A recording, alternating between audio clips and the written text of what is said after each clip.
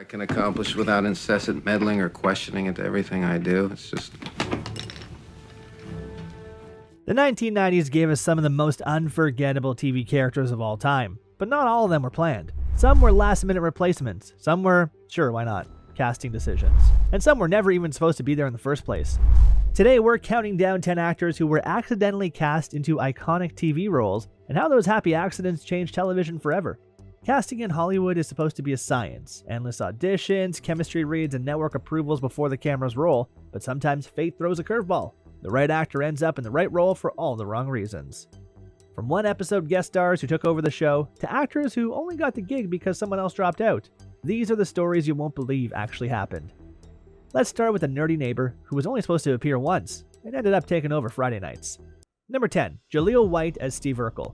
When Family Matters debuted, it wasn't the Steve Urkel show, it was a wholesome sitcom about the Winslow family. Jaleel White's Urkel was created for a single episode in season 1 as a one-note joke, the weird kid next door with big glasses, suspenders, and a nasal voice. But White's comedic instincts exploded on screen. His physical comedy, tripping over furniture, knocking things over, and his instantly quotable catchphrase, "Did I knew that?" made him a breakout hit.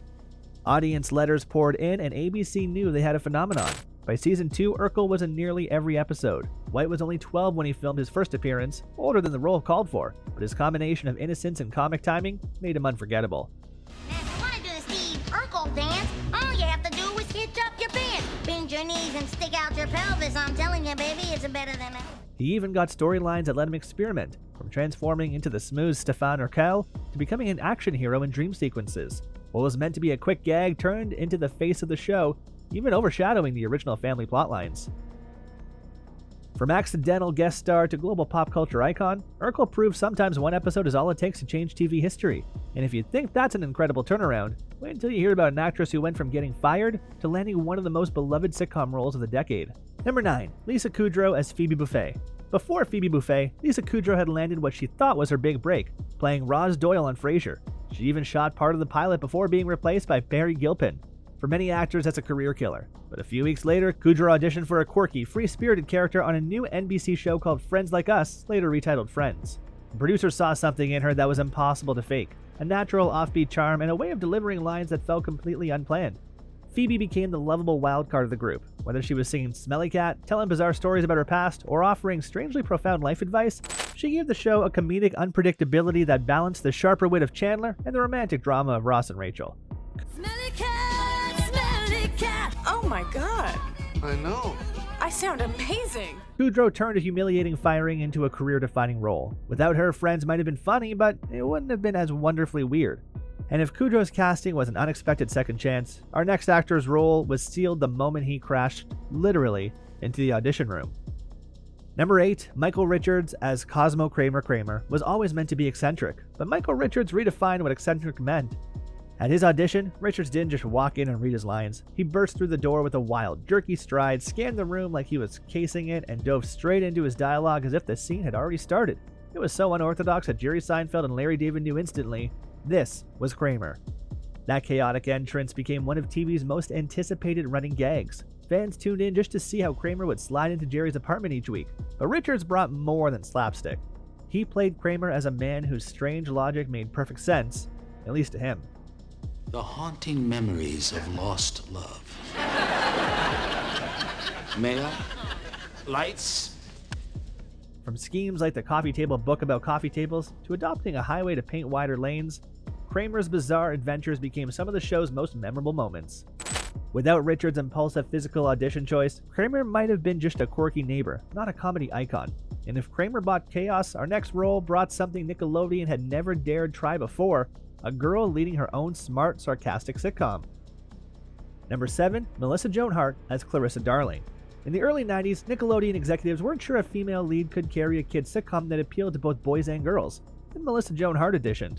Speaking directly to the camera, breaking the fourth wall, and delivering her lines with quick, confident humor, she made Clarissa feel less like a character and more like a cool older sister letting you in on her life.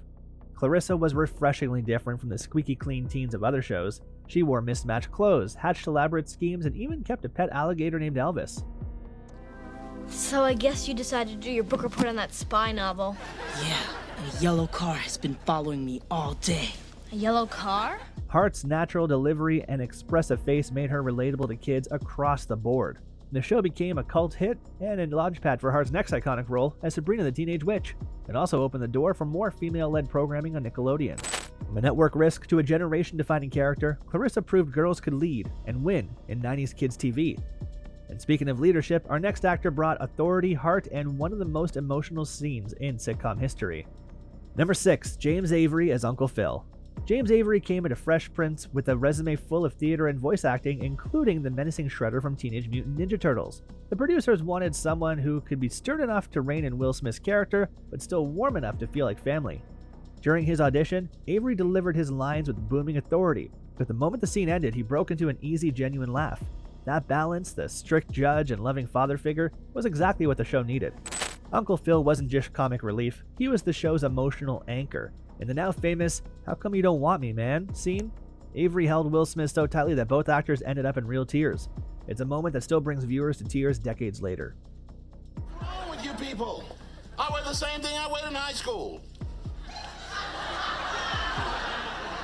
Yeah, if you add up all 4 years. Without Avery's gravitas, Fresh Prince might have been just another goofy sitcom. With him, it became a show with heart, depth, and some of the best family moments of the 90s.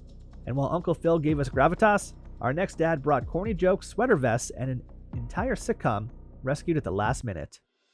Number 5, Bob Saget as Danny Tanner. When the pilot for Full House was first shot, Danny Tanner wasn't played by Bob Saget. It was actor John Posey. Posey did a perfectly fine job, but when test audiences saw the pilot, the feedback was lukewarm. The producers had a hunch. Their first choice, Bob Saget, would fit better. The problem? He had been unavailable during the first shoot because of a job on the morning program. When that show was canceled, the door opened for Saget to step in. The entire pilot was reshot with him, which was an expensive gamble for ABC at the time. But it paid off immediately.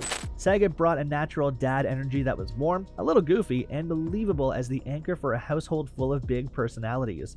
Danny Tanner's obsessive cleanliness, heartfelt pep talks, and cheesy sense of humor became a staple of TGIF viewing. Episodes like Silence is Not Golden, where Danny comforts Stephanie after she witnesses abuse, showed Saget's ability to shift from comedy to heartfelt drama seamlessly. I have a date tonight. I have a date tonight. I have a date tonight! If Saget hadn't become available, Full House might have been a short-lived, forgettable family sitcom. Instead, it became one of the defining shows of the early 90s television scene. And while Danny Tanner's casting was a calculated redo, our next role only happened because an actress changed her mind at the very last minute. Number 4, Debra Messing as Grace Adler. When NBC first approached Debra Messing about playing Grace Adler, she said no. She just finished filming another series, Prey, and didn't want to jump straight into another commitment. But network executives were persistent and convinced her to at least read the pilot script. What sealed the deal was her chemistry test with Eric McCormick, who had already been cast as Will Truman. From the moment they started reading together, the comedic rhythm was instant. Quick banter, overlapping lines, and that intangible sense that they'd been friends for years. Grace was a whirlwind of neurotic charm, prone to ridiculous situations, but always grounded by her deep friendship with Will. Messing's physical comedy, from pratfalls to awkward dance moves, paired perfectly with her razor-sharp timing. The show went on to break barriers for LGBTQ representation on network television, and Grace Adler became a pop culture icon in her own right. I thought you promised to wear a French maid's uniform the next time you did this. Your place is filthy. P.S. Lived here 7 months. You may want to think about unpacking. Messing has said that if she hadn't been convinced to take the meeting, she likely would have missed the role entirely. And speaking of roles almost missed, our next TV dad only landed his job because the original actor dropped out at the last minute. Number 3, Reginald VelJohnson as Carl Winslow. Carl Winslow was originally introduced as a side character on Perfect Strangers, and when Family Matters spun off, another actor was initially lined up to play him. But that actor left the project just before production began, forcing the producers to scramble. Enter Reginald VelJohnson, fresh off a memorable turn as a police officer in Die Hard. He stepped into the role with almost no prep time, but from the moment he appeared on screen, he was Carl Winslow, the weary but loving father trying to keep his family and later Steve Urkel in line. Steve, what have you done to my window? Ow! I popped that baby out so I could bring my transformation chamber inside. Carl became the moral compass of the show, delivering heartfelt advice and the occasional eye roll when Urkel's antics got out of hand. VelJohnson's warmth made him relatable, especially in episodes that tackled heavier topics like gun violence or racial profiling. What could have been a flat, generic sitcom dad turned into one of the most enduring father figures of the 90s, all thanks to a last-minute casting change. And while Carl Winslow became a reluctant father figure, our next actor built an entire character around being a reluctant husband and dad, and made sitcom history in the process. Number 2, Ed O'Neill as Al Bundy. When Ed O'Neill auditioned for Al Bundy, the producers were looking for someone who could play a man beaten down by life but still funny about it. Most actors read the lines with standard sitcom energy, but O'Neill did something different. He walked into the audition room slouched over, his shoulders sagging, and sighed like he'd just come from the longest, most soul-crushing day of his life. That posture, that look, was Al Bundy. The producers have said they knew instantly they'd found their man. Bundy became the ultimate anti-hero dad, sarcastic, cynical, and full of one-liners about his thankless shoe salesman job. Life is good. To me. To us. Episodes like You Better Shop Around and It's a Bundiful Life showed O'Neill's ability to mix absurd humor with surprisingly sharp social commentary. His performance gave Married with Children its edge, making it a staple for viewers who wanted something raunchier and more cynical than the wholesome fare on other networks. Without O'Neill's perfectly miserable entrance, Bundy might have never made it past the pilot. And speaking of pilots, that could have gone another way. Our number 1 pick almost skipped TV altogether until one audition changed everything. Number 1, David Duchovny as Fox Mulder. In the early 90s, David Duchovny was focused on film work. Television wasn't on his radar, but when he was sent the script for X-Files, he was intrigued by the mix of FBI procedural and paranormal mystery. During his audition, Duchovny played Mulder as calm, curious, and quietly intense, a stark contrast to the more aggressive style other actors brought. Creator Chris Carter immediately saw the potential. Mulder didn't need to be loud to be compelling. His obsession with uncovering the truth could be conveyed through quiet determination. Paired with Gillian Anderson's skeptical Dana Scully, Duchovny created one of TV's most iconic partnerships. I can accomplish without incessant meddling or questioning into everything I do. It's just... Episodes like Clyde Bruckman's Final Repose and Jose Chung's From Outer Space showed his range, mixing dry humor with genuine emotion. Duchovny has said he never expected The X-Files to last more than a season, but the role defined his career and helped make the show a worldwide phenomenon, all from a job he almost didn't take. From one-episode guest stars to reluctant leads, these happy accidents shaped 90s TV in ways no casting director could have predicted. Sometimes the best roles aren't the ones actors fight for, they're the ones that sneak up on them when they least expect it.